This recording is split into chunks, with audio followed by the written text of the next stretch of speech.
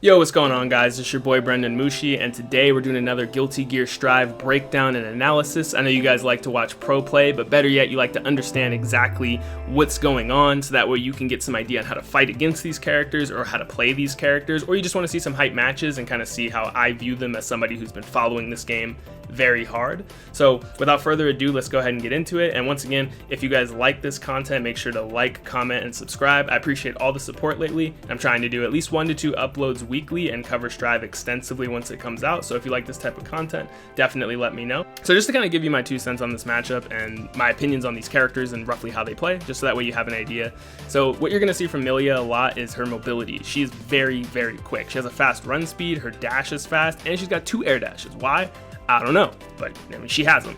And when you dash as her, it's very quick, it's very fast and snappy. And what you're gonna see a lot from her is air dash jump H, because it's a cross up and it's just a giant, it's ignorant. It's just a giant fat normal of hair. And she can cancel her jump heavy into a second air dash. So she can do air dash heavy, whether it's blocked or hit, she can do another air dash heavy again, so it's really annoying to deal with. And then you're also going to see her use close slash when she gets up close. The reason why she's going to do that is because she has some of her best mix-up options, which we'll get into that a little bit later. But just know that Millia is a extremely fast mix-up character, but she has poor range on a lot of her normals and specials. Ino, on the other hand, also a set play character, but she has her mobility is unique in that she can fly. She's kind of cruising across the screen, right? But she has more range. She has Chemical Love, which is this giant beam that basically comes from her guitar across the screen. She could put the note on the screen, which is a slow-moving projectile.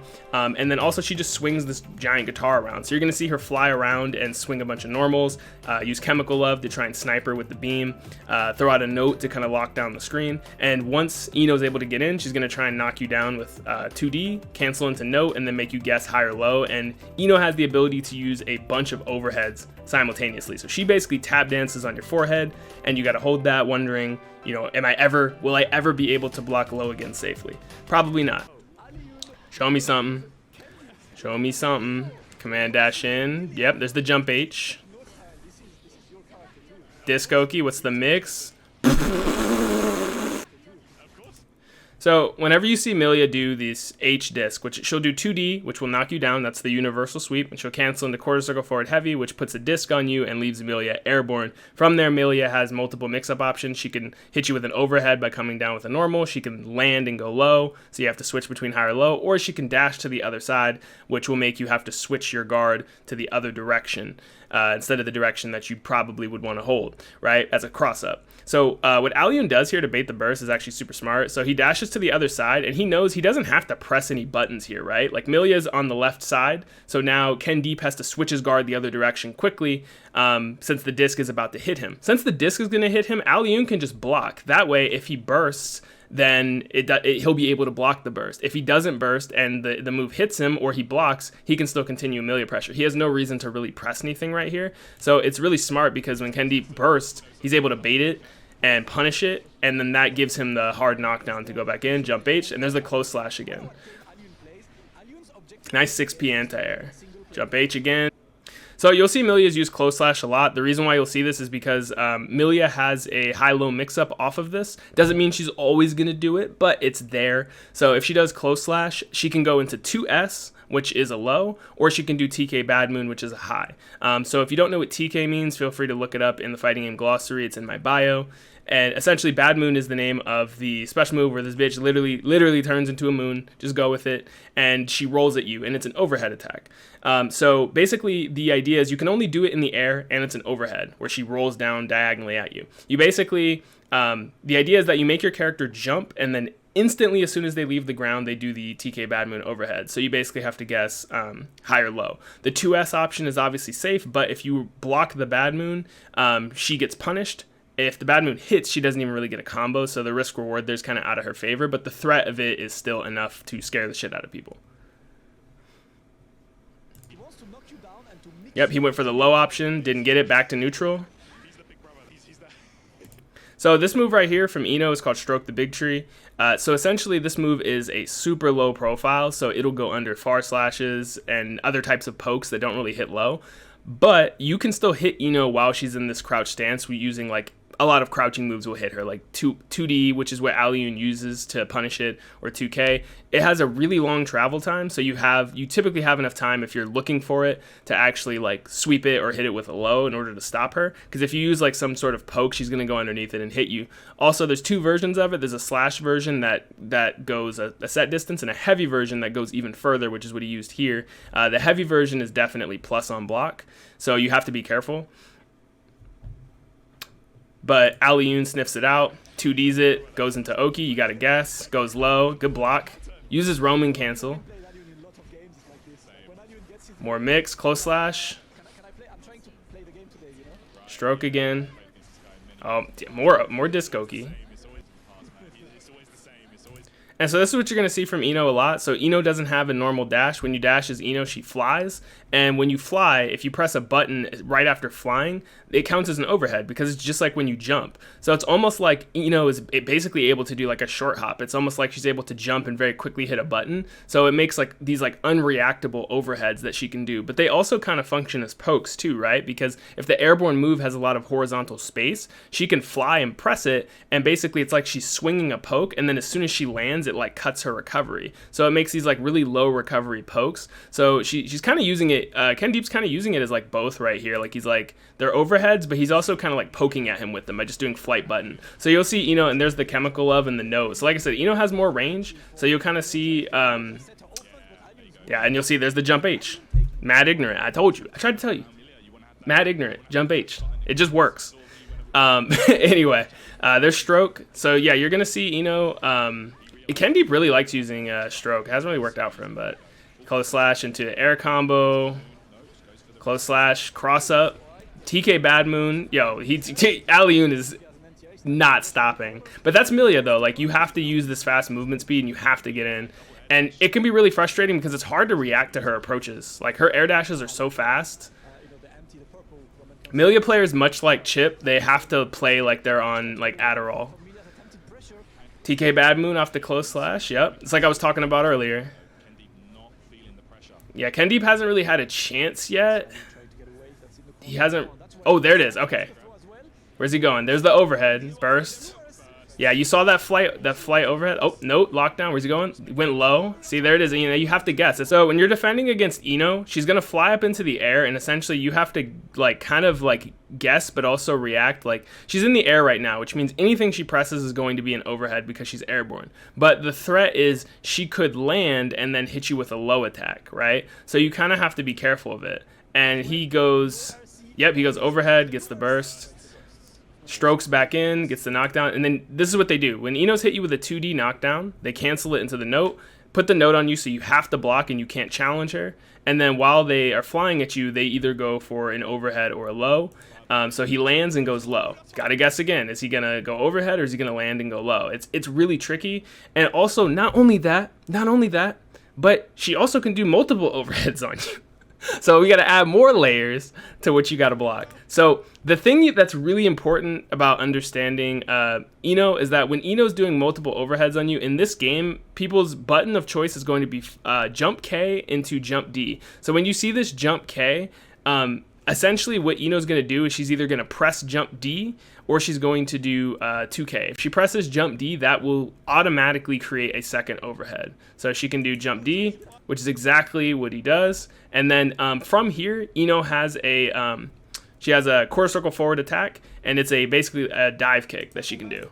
Yep, which is exactly what he does. And the dive kick has a follow-up where you press the button from the dive kick again, and she does a little hop. This hop is fake. You can mash after this. So if an Ino ever does this hop, she can only do this hop after the dive kicks. She has multiple versions of the dive kick. But if she ever does the dive kick, you should pretty much know the hop is coming. You can't punish it. You can mash. Like you can just mash P right here. And if Ino presses anything, she will lose. But it will not actually punish it. Only if Ino presses something. Alioune respected it though, but he didn't have to. Nice low.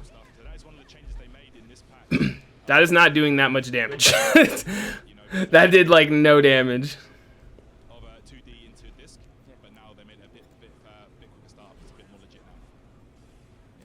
All right, neutral. What? Just ran into the 6P. Oh, Yeah, that jump H from Eno is a really good button to use. Back throw. What's the mix? Jump K, dust into the dive kick. So remember that. That's important to remember against Eno, because she's going to do that. When you see that jump K, be careful of the jump D. Yep, super. Smart to use the super. I love that people are recognizing to use the super right there to wall break, because had he just hit a button, it wouldn't have done enough damage. But, you know, recognizing that, like, I don't need the meter because the super's going to kill. Smart. All right. What's the nooch? KenDeep just hitting all the right buttons right now. There's really no challenges from Alioune. Like, he's not, like, pressing anything. If you were to poke with Millia, far slash would really be the go-to. It looks like he's trying to stay in the air a lot against this matchup to avoid the stroke. And since all the dive kicks typically go diagonally down forward, it makes sense that, you know, wouldn't really be able to cover an up-back distance. So, like, I think Alioune's, like, taking advantage of that and trying to, like, neutral jump the stroke attempts. I'll see if he keeps continuing to do it, but, like, that's kind of what I'm noticing. Yeah, like, he keeps, like, jumping back a lot. But he actually got caught there, unfortunately. Ooh, ooh, that combo was nice.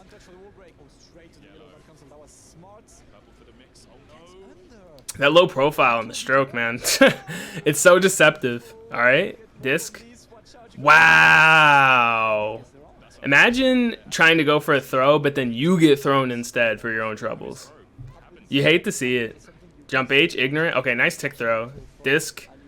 Goes for the overhead. Gets back thrown. What's the mix? Empty low. Nice combo. Did a pretty nice chunk of damage off of an empty low. That's so fucked up. Oh. Nice 2S. That's what I was talking about before. Like, Alioune's so good about trying to counter the stroke with 2S. Yeah, he should be dead. Dead. Nice jump H. Yeah, he's so good at that jump back because he's like, dude, I know you're going to dash diagonally down forward, so I'm just going to jump back so you go underneath me and land on it with a jump H. So, like, it's actually kind of rare to see a Millia play so, like, defensively. Like, Alioune is, like, the way he, like, waited for him to make a mistake. Yeah, that's plus. Here he comes. Oh, oh, oh! The purpose of this was to be an instant overhead setup. I think that's what KenDeep was going for, but Alioune got hit, so it just comboed. So what he did was he did jump slash, and then he canceled into an air dash, which Eno's air dash dashes down forward. That's why you see a glyph pointing in the direction of her down forward. And then he immediately goes into the blue Roman cancel and drifts forward. So you only get blue Roman cancel when you're either in neutral or a movement option, such as a dash or such as a jump cancel, right? So normally if you hit someone with an attack and you Roman cancel on input, it does the red bubble, which does an actual hit, which it looks like is not what he wants here, but he wants the blue Roman cancel. So that's why he canceled into a dash in order to ensure that he got it, and it puts him at this extremely ambiguous height where he could land and go low, or he could go high. So he immediately hits him with an overhead because he wasn't sure if he was going to go high or low. So the thing is, though, is had Alioune blocked that jump P, this would have instant overheaded him, and even this would have instant overheaded him. So had he blocked that jump P, anybody would have immediately thought to block low, right? Because when you block a deep jump in, you immediately think they're going to land into a 2K. But he was able to hit him with an instant overhead and then cancel into a dash H and actually get a full combo off of that. That was absolutely disgusting. Eno, ladies and gentlemen, that was absolutely sick. Nice low. Got a guess. Guess again. Guess again. Double overhead. Dude, the blocks. Are you kidding me? Dude, and then TK Bad Moon. Oh my god. It's like, yo, you blocked 2 of my mix-ups. Hold 3 more, asshole.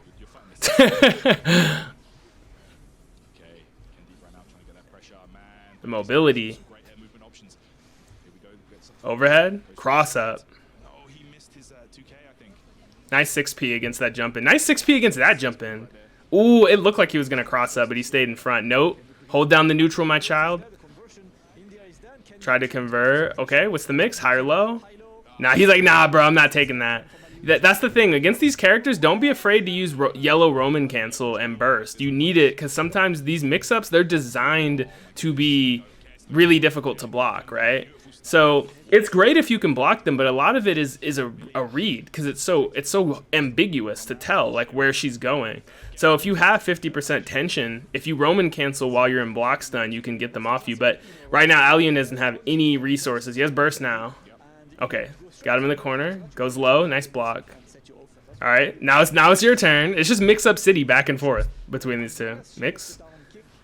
Side switch. Ooh, see, he was afraid of the TK Bad Moon because Alioune, yeah. Oh my god.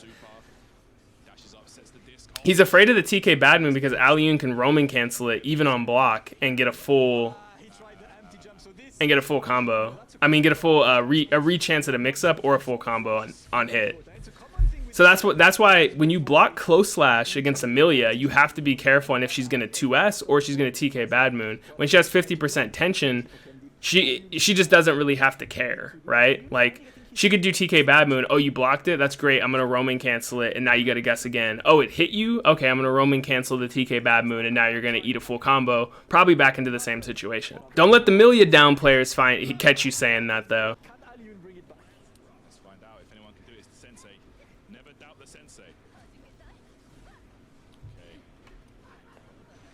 That's plus. Nice backdash to get out.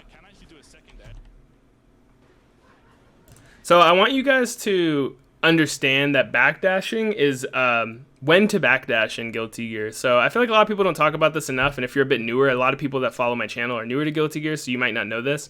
But backdashes have frame 1 invincibility. So what that means is that kind of like how DPs are invulnerable, except backdashes don't have a hit, but they are invulnerable in frame 1, but they are vulnerable towards the end. So what that means is little like fast, quick attacks like punches, kicks, and just like quick normals can be backdashed away from because it's just a little hit, right? So you only need that little window of invulnerability that the backdashes offer to escape them.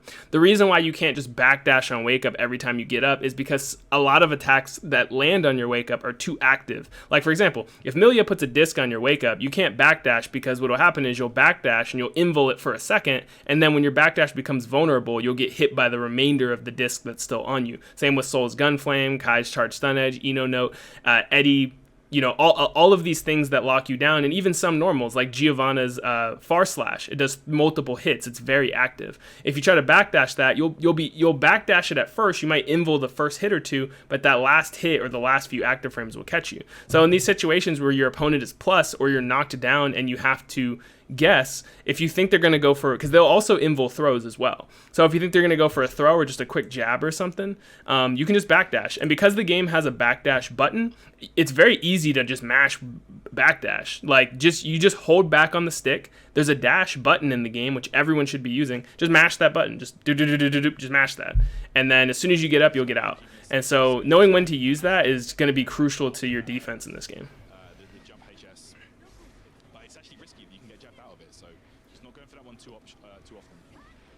That jump H is ignorant. If you guys are ever struggling against Millia, definitely lab her doing air dash jump H and learn to 6P it. Look at this, bro. Dude, I told you. You're gonna see that a lot, dude. Jump H. Oh, the overhead 6K. Yeah, you have to know how to beat that if you want to beat Millia, because I'm telling you, they will use it constantly. Constantly.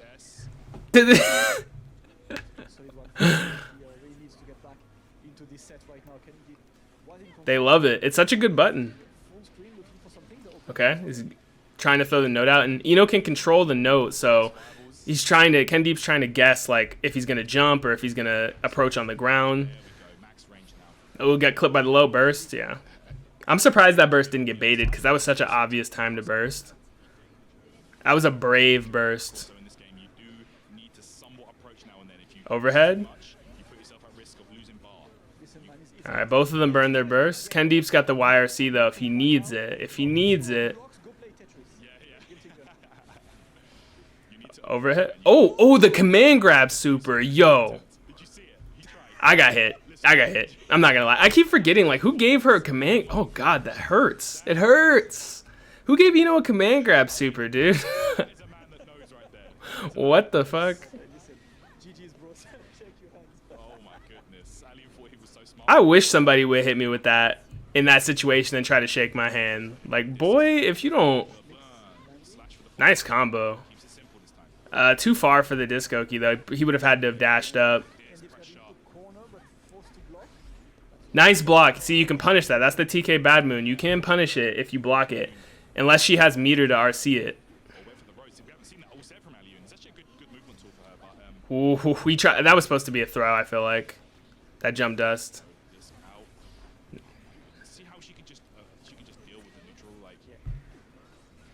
Nice overhead. Nope. Oh, it actually, the jump K and the jump D missed.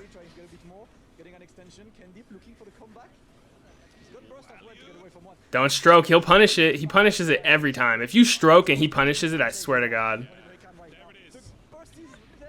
Bro, what did I tell you? He knows you're going to stroke. I'm sorry. I don't mean to be a backseat. I don't mean to backseat game or whatever, but I don't know. It's different when you're actually playing in a match. I feel like you notice things when you're spectating versus like when you're actually playing, like nerves come into play and stuff like that. But yeah, like Alioun's been pretty good about like avoiding Ino's stroke and punishing it by either neutral jumping it and coming down on it or clipping it with a low when he tries to come in with it.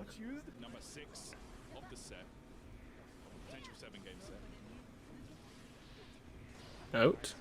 Oh, 6P? She said, am I? Huh? Oh, that works? Yo, that was sick.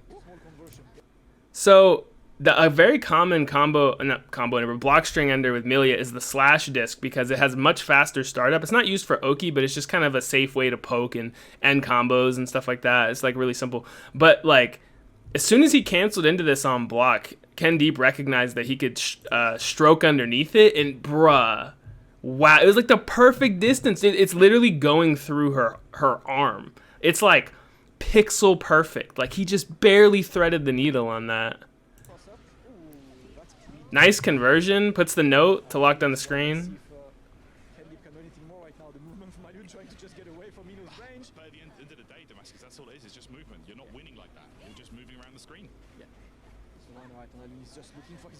Throw, yep, definitely. That's every day. For people who aren't familiar with Guilty Gear, air throws are powerful anti-airs. Sometimes the most powerful anti-air. Why? Because they're unblockable.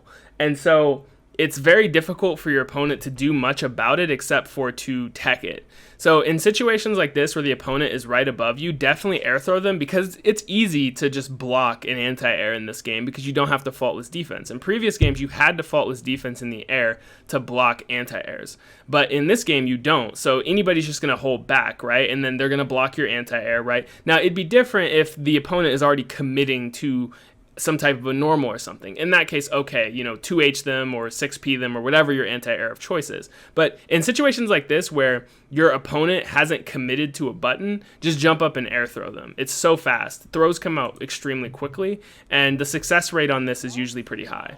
So a very quick jump up air throw, definitely add that to your game plan if it's not in there already. It's super important.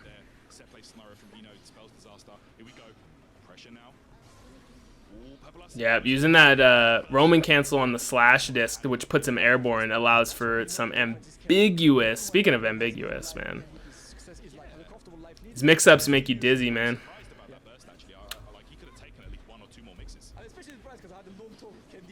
Note. Oh, wow.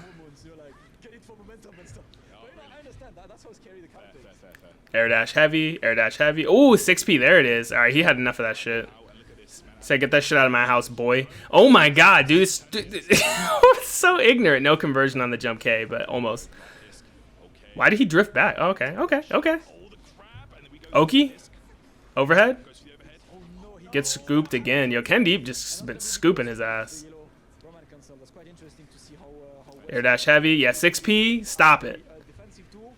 About time. 6P. Stop it. Stop the air dash heavies, bro. Nice punish on the gold burst. They both were really good at adapting to each other. For playing those types of characters, which are historically memed for people playing them because they just want to do brain dead Oki and don't actually have neutral, their neutral was good. Like, they were actually, like, playing mind games with each other, and you could actually like tell in the set, like if you kind of understand like how the characters' moves works and how to counter them, the way that KenDeep used stroke to go underneath the disc mid block string, the way that Alioune would constantly jump back to punish downward dives from Eno or stroke, or he would just sweep stroke as he was coming towards him. So like you could definitely tell like the mind games on how to punish each other in neutral was there, and also being able to bait each other's bursts a couple times and punish them properly. So I think that the level of play from both of them was like very even. Like it was such an even set between them. Like it felt like they were just going round for round, like back and forth the entire time. So hopefully from this set you guys learned how to like properly like defend against Millia and Eno, which is basically just praying.